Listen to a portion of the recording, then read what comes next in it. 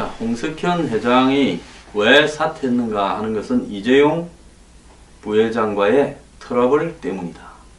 이재용 부회장이 홍씨 일가를 다 내몰고 초토화하고 있다.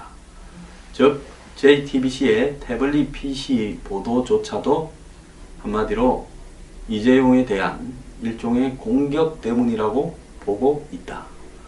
그래서 그 반격이 이제 시작되면서 홍석현이 중앙일보 회장을 그만두게 되고, 홍석현은 이를 마치 나라를 위해 작은 힘을 보태겠다라고 하면서 정치 행보를 하는 듯 대선 출마에 대해서도 크게 부인하지 않으면서 적당히 갖다 둘러대고 있는데, 몇 달 동안 많은 생각을 했다. 미래를 위해서 힘을 보태겠다. 이렇게 보는 홍 회장의 말에 대해서 사실상 정치권은 이 출마 가능성을 회의적으로 보고 있습니다. 특정 정당에 뛰어들기도 시간으로 촉박하고요. 더 나아가서 이 삼성 X파일 등에 관련되었던 재벌 회장이죠. 홍 회장도요. 재벌 회장이 대선에 나서는 부분이 과연 정주영 회장이 나서도 16% 수준의 득표밖에 안 됐는데 홍석현이 나서서 제대로 득표할 수 있을 것인가. 그래서 홍석현이 여시제 등 이런 쪽에 관심이 많았는데, 뭐 싱크탱크라는 결국 재단과 포럼을 통해 가지고 이 어떤 사회적 영향력을 행사하려고 할 거다. 그런데 재벌 회장이 그 좋은 재벌을 그만두고 왜 갑자기 이렇게 사회 문제에 관심을 갖느냐. 물론 정치를 하고 싶어서 홍 회장이 많은 노력을 해왔다라는 것은 다 알고 있습니다. 홍 회장은 과거에 자식 집안을 배경으로 해서 정부 관계 부서에서 이렇게 실무자로 일을 하기도 한 경험이 있는 사람입니다. 자, 그런데 한겨레 신문에 이 최근 보도에 보면요. 미래전략실이 삼성그룹 2월 28일 해체된 이후에 삼성의 행보가 예사롭지 않다라는 보도가 있었습니다. 6일 전에 나온 기사입니다. 3월 13일 미래전략실 관계자의 말을 종합하면 팀장들, 전직 팀장들, 삼성의 미래전략실은 대단해서 전직 팀장들이 다 사장 내지 부사장급입니다. 전직 팀장들 7명에게 상담역, 보좌역 자리가 일절 주어지지 않았다. 이 말이 무슨 말인가 하면, 보통 삼성에 있다가 나가게 되면 사장이나 부사장급 했던 사람, 특히 그 중에도 미래전략실이라는 핵심 조직 안에 들어있어서 이 미래전략실이 과거에 다른 기업에 한 7, 80년대 한국 성장 과정으로 따지자면 기획조정실, 기조실장이라고 부르는, 때로는 기획실이라고 부르는 그런 조직입니다. 그래서 우리가 이 드라마에 보면 실장님 하면서 많이 나오는 게 사실은 그게 이런 이렇게 이 전략본부 이전실의 전신인 기조실을 이야기하던 것이었죠. 이 기조실에서는 오너를 위해서 온갖 일들을 수행했고, 비자금을 관리하고 내물을 주고 로비를 하고 그 다음에 전략을 짜고 이렇게 했기 때문에 정권이나 권력 실세 또 정치인하고의 관계가 매우 밀접한 조직입니다. 그렇기 때문에 미래전략실에 있던 사람들이 나가게 되면 입막음용으로 항상 이 보좌역, 3당역 이런 것들을 통해서 월급을 몇 년 더 주고요. 또 퇴직금도 뭐 요즘 돈으로 한다면 수십억, 수백억을 주는 이런 일들이 있었던 겁니다. 그리고 나가서도 회사 그룹과 관계를 끊지 않고 계속 자문을 하는 실질적인 역할을 했고, 차량이나 비서 사무실도 제공을 하고 그랬습니다. 그런데 이런 자리를 일철 주지 않았다. 특히 삼성은 엑스파일 사건 때 드러났고, 또 김용철 사건 때도 나타났듯이 임원들 중에 상당수가 비자금을 자기 명의로 관리하는 일들도 있었다라는 그런 이야기도 있었습니다. 그런데 삼성이 임원 출신 퇴직자에게 사장급의 경우 상담역, 부사장급의 경우 보좌역이란 이름으로 2, 3년간 기본급의 일부를 지원해 왔는데, 박영수 특검이 뇌물공여 등 혐의로 기소한 최지성 실장과 장충기 차장을 제외한 나머지 미전실 팀장들은 일정 시점이 지난 뒤에 선별 구제하지 않겠냐라는 예상조차도 싹 사라져 버렸다는 겁니다. 미래전략실 전직 팀장들은 최근에 회사 관계자나 지인을 만나서 삼성을 완전히 그만뒀다. 그야말로 백수가 되었다. 이러고 일부 팀장들은 자체 송별을 했대 눈물을 흘리기까지도 했다고 그럽니다. 애초 미전실 해체와 팀장급 전원 사임도 전격적으로 이루어졌는데요. 미전실 해체는 지난 12월 6일 국회 청문회에서 이 부회장이 약속을 했지만은 특검 해체 이래 삼성의 미래전략실도 해체할 거라고 생각한 사람은 많지 않았습니다. 그룹 경영에 꼭 필요한 미전실 기능 일부를 삼성전자, 울산, 생명 등 3대 계열사로 옮겨서 겉으로는 해체하지만은 기능의 일부를 보존시킬 거라는 예상이 대부분이었는데 이 예상을 완전히 깨버린 겁니다. 그룹 안팎에서는 발표 직전 주말에 이재용 부회장이 면회를 한 고위 임원을 통해 시간을 안 끄는 게 좋겠다라고 이렇게 말을 해서 그 뜻이 전달된 거라고 합니다. 이재용은 구치소에 앉아서 회사를 다 움직이고 있습니다. 그래서 미전실 팀장 사임도 발표 당일 오전까지 회사 내에서 아는 사람이 아무도 없었다는 겁니다. 실장과 차장, 최지성과 장충기를 제외한 나머지 사람들은 다 원래 소속 회사가 있었을 거 아닙니까? 그 소속 회사로 사장급, 부사장급으로 옮겨가지 않나 했는데 갑자기 바뀌었다는 겁니다. 자, 삼성에서는 이런 어떤 미래전략실의 전격 해체나 팀장 전원 사임, 전직 임원 예우 배제를 관통하는 이유로 무엇 때문에 이런 일이 벌어졌는가 하는 이유로 이재용의 분노 때문이다. 미전실 한 팀장은 우리는 패족이다. 다 죽어야 된다라고 분위기를 전했다는데요. 대관 조직 해체 발표도 또 있었다는 겁니다. 즉, 이 관청에 대한 정부에 대한 로비를 하는 조직도 다 해체해버렸다는 겁니다. 실제 재벌들이라도요. 삼성을 빼놓고 다른 그룹들은 삼성이 어떻게 움직이는가를 또 파악해내려고 이렇게 이 정보를 집중시키고 삼성이 움직이는 만큼 따라 움직이는 것이 보편화되어 있습니다. 자, 그런 상황에서 다른 그룹들은 정권이 바뀌고 2015년 한 1, 2월 경쯤에 박관천 실장이 국가 권력 서열 1위는 최순실이다 라고 이야기할 때까지 사실상 최순실이 영향력을 행사하는지는 잘 모르고요. 기껏해야 정윤회와 3인방이 영향력을 행사한다라고만 알고 있었습니다. 그래서 정윤회나 3인방에게 끈을 대려고 노력을 했을 겁니다. 그런데 실제로는 최순실이 이렇게 다 움직인다라는 부분은 삼성이 가지고 있는 정보망을 통해서 삼성은 일찌감치 이걸 다 파악을 하고요. 그래서 최순실을 활용을 해서 이렇게 경영권 승계에 도움을 받으려고 올인하다가 이 화를 자초했다는 겁니다.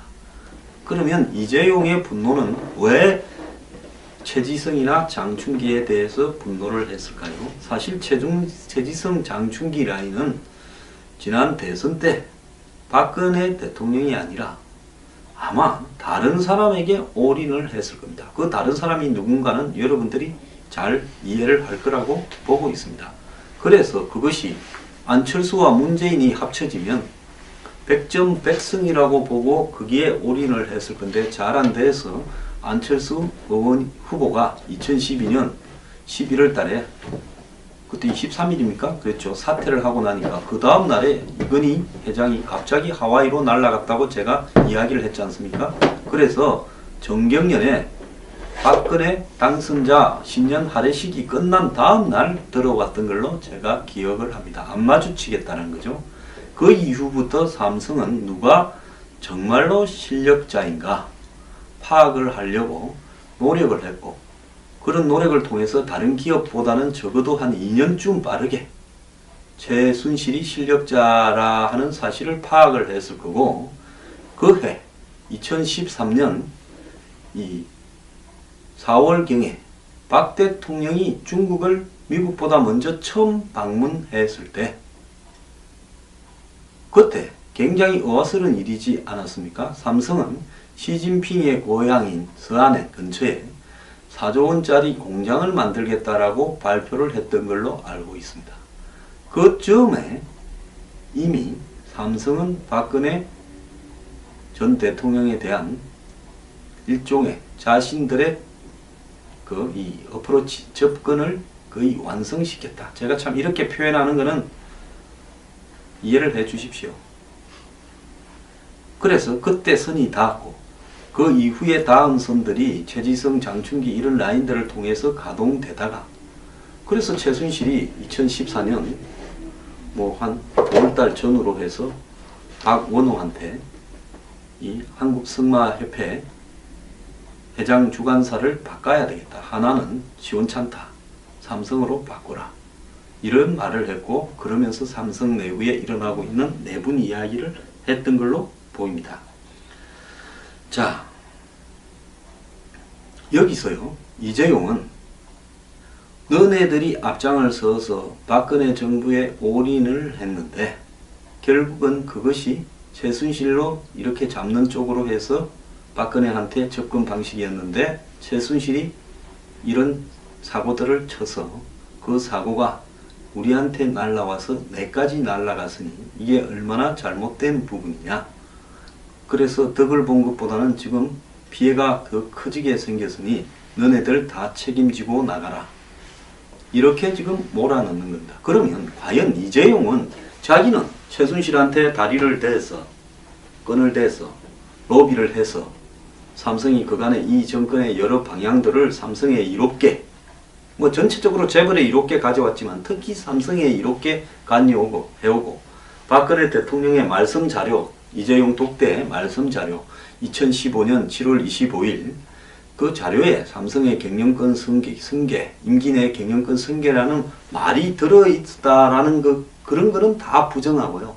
이제는 쫄병들에게 책임을 몰아서 그 쫄병들을 다 전부 숙청시키고 쫓아내버리고, 나는 박근혜 정부하고는 쫄병들이 앞장을 서서 했고 나는 반대했는데 얘들이 사고를 쳤으니까 얘들을 다 제거했다.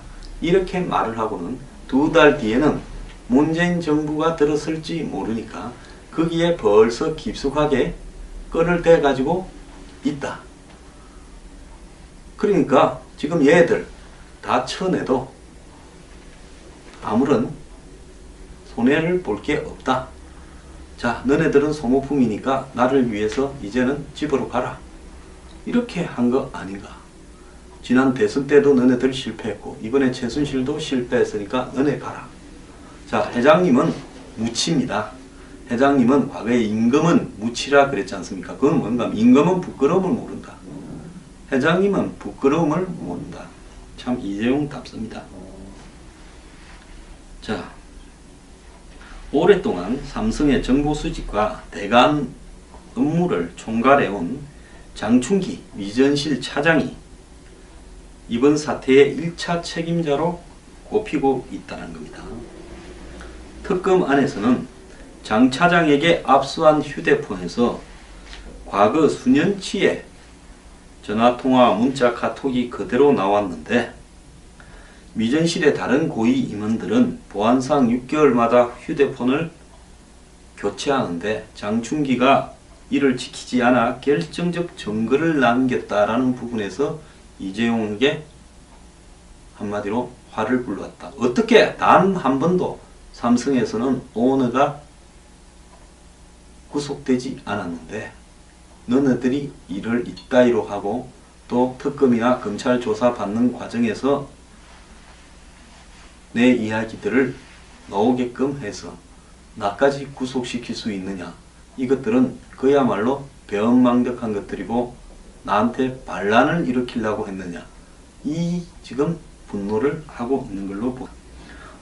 홍나영 이 미술관 관장, 부관장의 이 사태도요, 홍 관장이 이 지난 3월 6일 사임을 발표할 때까지만 해도 아들이 구속된 상황에서 모든 것을 내려놓고 싶다라는 본인의 뜻으로 해석되었지만은 이틀 뒤에 홍라영까지도 사퇴하는 걸 보고 이재용의 뜻이 강하게 작용했다라는 지금 보도가 나오고 있습니다.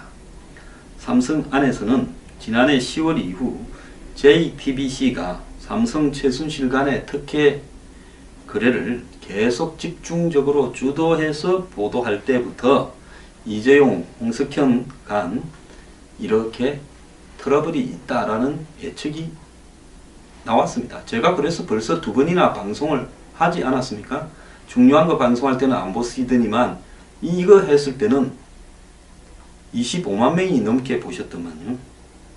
그래서 지금 이재용은 자신이 지금 이렇게 구치소에 갇혀 있는 동안에 홍석현이나 홍라희 등 외가가 삼성을 장악하고 들어올까봐 차단하기 위해서 다 쫓아내는 사태가 벌어지고 있고, 이 과정 중에 하나가 홍석현이 사퇴라는 겁니다. 자, 삼성의 전직 임원은 이재용으로는 내가 감옥에 들어갈 때까지 미래전략식은 뭐 했느냐라고 생각할 수 있겠지만은 너무 적극적인 결정이라는 우려도 있다는 겁니다. 이재용이 젊으니까 한마디로 세게 반격을 하는데요. 이런 이재용의 반격과 홍석현의 지금 사태가 어떻게 다시 부메랑으로 이재용에 돌아갈지 의문인데요. 이 부분에서는 이재용이 다음 정권과 뭔가 믿을 만한 딜이 있어서 이렇게 하는 거 아니겠느냐. 다음 정권에 누가 될지 모르는 사람은 없다고도 하고 있습니다. 그렇다면 이재용이 뭔가 믿는 백이 있어서 다 쫓아내고 새로 들어오는 정권에 나를 빨리 풀어줄 거다, 이런 이야기인지 묻고 싶습니다. 참 말하기가 구질구질합니다.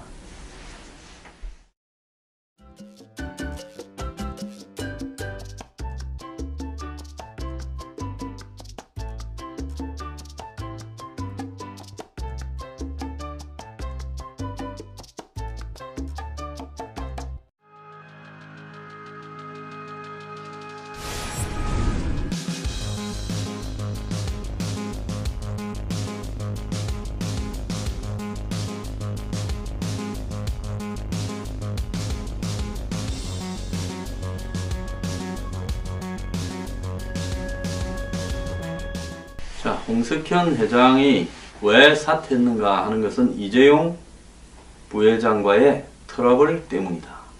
이재용 부회장이 홍씨 일가를 다 내몰고 초토화하고 있다. 즉 JTBC의 태블릿 PC 보도조차도 한마디로 이재용에 대한 일종의 공격 때문이라고 보고 있다.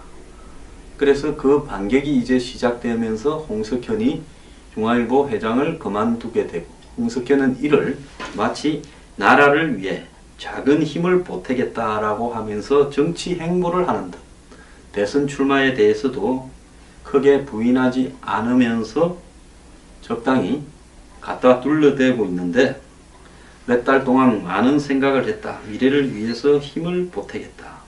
이렇게 보는 홍 회장의 말에 대해서 사실상 정치권은 이 출마 가능성을 회의적으로 보고 있습니다.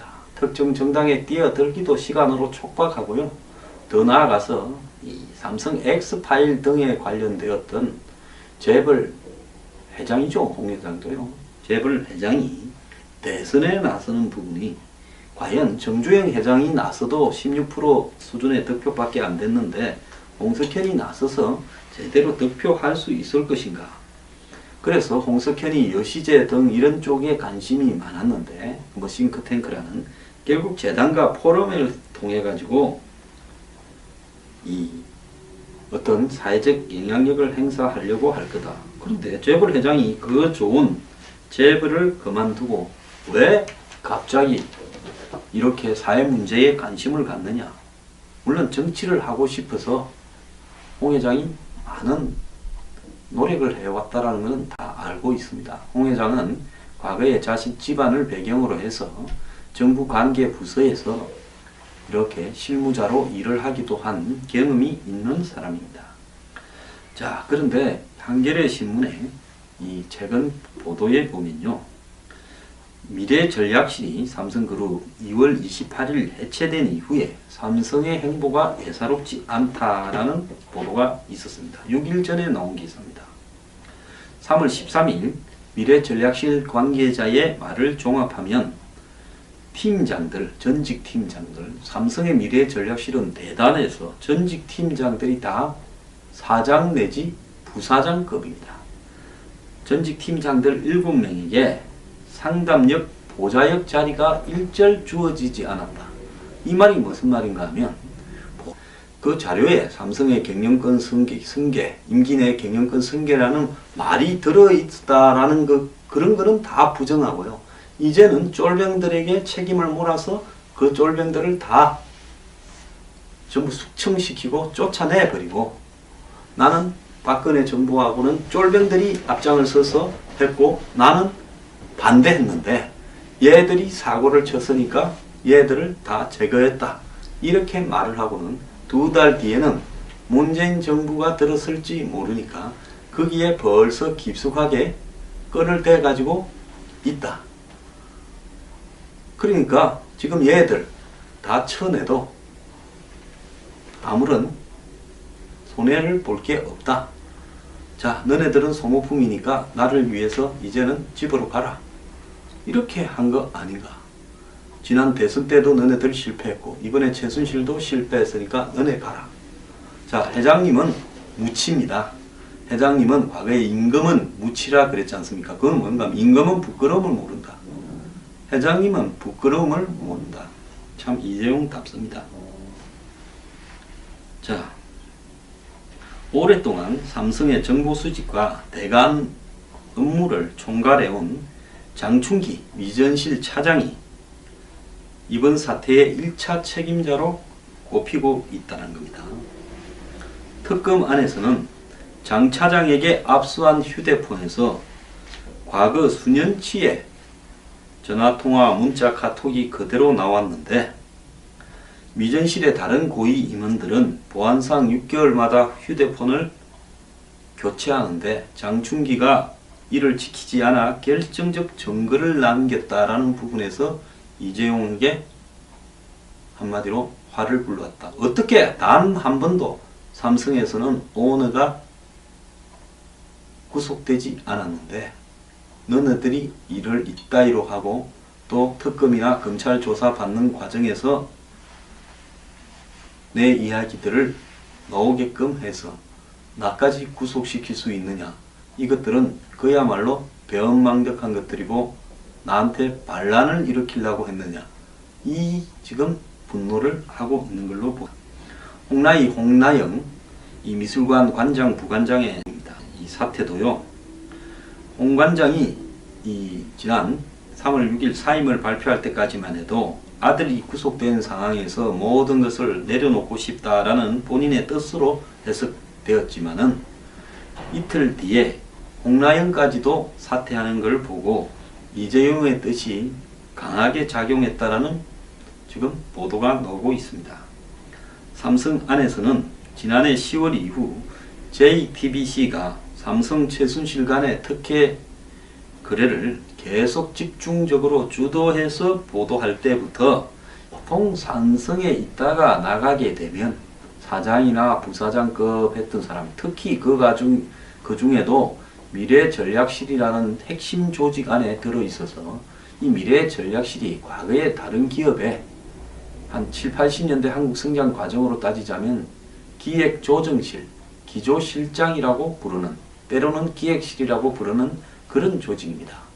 그래서 우리가 이 드라마에 보면 실장님 하면서 많이 나오는 게 사실은 그게 이런 이렇게 이 뭡니까? 이 전략본부 이전실의 전신인 기조실을 이야기하던 것이었죠. 이 기조실에서는 오너를 위해서 온갖 일들을 수행했고 비자금을 관리하고 뇌물을 주고 로비를 하고 그 다음에 전략을 짜고 이렇게 했기 때문에 정권이나 권력 실세 또 정치인하고의 관계가 매우 밀접한 조직입니다. 그렇기 때문에 미래전략실에 있던 사람들이 나가게 되면 입막음용으로 항상 이 보좌역, 3당역 이런 것들을 통해서 월급을 몇 년 더 주고요. 또 퇴직금도 뭐 요즘 돈으로 한다면 수십억, 수백억을 주는 이런 일들이 있었던 겁니다. 그리고 나가서도 회사 그룹과 관계를 끊지 않고 계속 자문을 하는 실질적인 역할을 했고 차량이나 비서 사무실도 제공을 하고 그랬습니다. 그런데 이런 자리를 일철 주지 않았다. 특히 삼성은 엑스파일 사건 때 드러났고 또 김용철 사건 때도 나타났듯이 임원들 중에 상당수가 비자금을 자기 명의로 관리하는 일들도 있었다라는 그런 이야기도 있었습니다. 그런데 삼성이 임원 출신 퇴직자에게 사장급의 경우 상담역, 부사장급의 경우 보좌역이란 이름으로 2, 3년간 기본급의 일부를 지원해 왔는데 박영수 특검이 뇌물공여 등 혐의로 기소한 최지성 실장과 장충기 차장을 제외한 나머지 미전실 팀장들은 일정 시점이 지난 뒤에 선별 구제하지 않겠냐라는 예상조차도 싹 사라져 버렸다는 겁니다. 미래전략실 전직 팀장들은 최근에 회사 관계자나 지인을 만나서 삼성을 완전히 그만뒀다. 그야말로 백수가 되었다. 이러고 일부 팀장들은 자체 송별을 했대 눈물을 흘리기까지도 했다고 그럽니다. 애초 미전실 해체와 팀장급 전원 사임도 전격적으로 이루어졌는데요. 미전실 해체는 지난 12월 6일 국회 청문회에서 이 부회장이 약속을 했지만은 특검 해체일에 삼성의 미래전략실도 해체할 거라고 생각한 사람은 많지 않았습니다. 그룹 경영에 꼭 필요한 미전실 기능 일부를 삼성전자, 물산, 생명 등 3대 계열사로 옮겨서 겉으로는 해체하지만은 기능의 일부를 보존시킬 거라는 예상이 대부분이었는데 이 예상을 완전히 깨버린 겁니다. 그룹 안팎에서는 발표 직전 주말에 이재용 부회장이 면회를 한 고위 임원을 통해 시간을 안 끄는 게 좋겠다라고 이렇게 말을 해서 그 뜻이 전달된 거라고 합니다. 이재용은 구치소에 앉아서 회사를 다 움직이고 있습니다. 그래서 미전실 팀장 사임도 발표 당일 오전까지 회사 내에서 아는 사람이 아무도 없었다는 겁니다. 실장과 차장, 최지성과 장충기를 제외한 나머지 사람들은 다 원래 소속 회사가 있었을 거 아닙니까? 그 소속 회사로 사장급, 부사장급으로 옮겨가지 않나 했는데 갑자기 바뀌었다는 겁니다. 자, 삼성에서는 이런 어떤 미래전략실의 전격 해체나 팀장 전원 사임, 전직 임원 예우 배제를 관통하는 이유로 무엇 때문에 이런 일이 벌어졌는가 하는 이유로 이재용의 분노 때문이다. 미전실 한 팀장은 우리는 패족이다. 다 죽어야 된다라고 분위기를 전했다는데요. 대관 조직 해체 발표도 또 있었다는 겁니다. 즉, 이 관청에 대한, 정부에 대한 로비를 하는 조직도 다 해체해버렸다는 겁니다. 실제 재벌들이라도요, 삼성을 빼놓고 다른 그룹들은 삼성이 어떻게 움직이는가를 또 파악해내려고 이렇게 이 정보를 집중시키고 삼성이 움직이는 만큼 따라 움직이는 것이 보편화되어 있습니다. 자, 그런 상황에서 다른 그룹들은 정권이 바뀌고 2015년 한 1, 2월경쯤에 박관천 실장이 국가 권력 서열 1위는 최순실이다 라고 이야기할 때까지 사실상 최순실이 영향력을 행사하는지는 잘 모르고요. 기껏해야 정윤회와 3인방이 영향력을 행사한다라고만 알고 있었습니다. 그래서 정윤회나 3인방에게 끈을 대려고 노력을 했을 겁니다. 그런데 실제로는 최순실이 이렇게 다 움직인다라는 부분은 삼성이 가지고 있는 정보망을 통해서 삼성은 일찌감치 이걸 다 파악을 하고요. 그래서 최순실을 활용을 해서 이렇게 경영권 승계에 도움을 받으려고 올인하다가 이 화를 자초했다는 겁니다.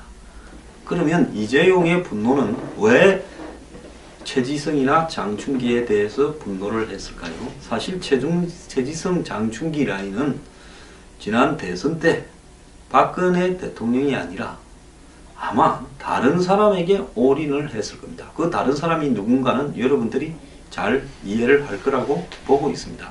그래서 그것이 안철수와 문재인이 합쳐지면 백전백승이라고 보고 거기에 올인을 했을 건데 잘 안 돼서 안철수 의원 후보가 2012년 11월 달에 그때 23일입니까? 그랬죠. 사퇴를 하고 나니까 그 다음 날에 이건희 회장이 갑자기 하와이로 날아갔다고 제가 이야기를 했지 않습니까?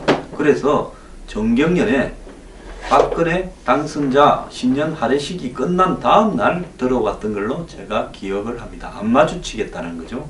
그 이후부터 삼성은 누가 정말로 실력자인가 파악을 하려고 노력을 했고, 그런 노력을 통해서 다른 기업보다는 적어도 한 2년쯤 빠르게 최순실이 실력자라 하는 사실을 파악을 했을 거고, 그 해 2013년 이 4월경에 박 대통령이 중국을 미국보다 먼저 처음 방문했을 때 그때 굉장히 어슬픈 일이지 않았습니까? 삼성은 시진핑의 고향인 서안에 근처에 4조 원짜리 공장을 만들겠다라고 발표를 했던 걸로 알고 있습니다. 그 즈음에 이미 삼성은 박근혜 전 대통령에 대한 일종의 자신들의 이 어프로치 접근을 거의 완성시켰다. 제가 참 이렇게 표현하는 것은 이해를 해 주십시오. 그래서 그때 선이 닿았고 그 이후에 다음 선들이 최지성, 장충기 이런 라인들을 통해서 가동되다가, 그래서 최순실이 2014년 뭐 한 5월달 전후로 해서 박원호한테 이 한국승마협회 회장 주관사를 바꿔야 되겠다. 하나는 시원찮다. 삼성으로 바꾸라. 이런 말을 했고, 그러면서 삼성 내부에 일어나고 있는 내분 이야기를 했던 걸로 보입니다. 자, 여기서요, 이재용은 너네들이 앞장을 서서 박근혜 정부에 올인을 했는데 결국은 그것이 최순실로 이렇게 잡는 쪽으로 해서 박근혜한테 접근 방식이었는데, 최순실이 이런 사고들을 쳐서 그 사고가 우리한테 날라와서 내까지 날라갔으니 이게 얼마나 잘못된 부분이냐. 그래서 덕을 본 것보다는 지금 피해가 더 커지게 생겼으니 너네들 다 책임지고 나가라. 이렇게 지금 몰아넣는 겁니다. 그러면 과연 이재용은 자기는 최순실한테 다리를 대서 끈을 대서 로비를 해서 삼성이 그간의 이 정권의 여러 방향들을 삼성에 이롭게, 뭐 전체적으로 재벌에 이롭게 가져왔지만 특히 삼성에 이롭게 관여하고 해오고, 박근혜 대통령의 말씀 자료, 이재용 독대 말씀 자료 2015년 7월 25일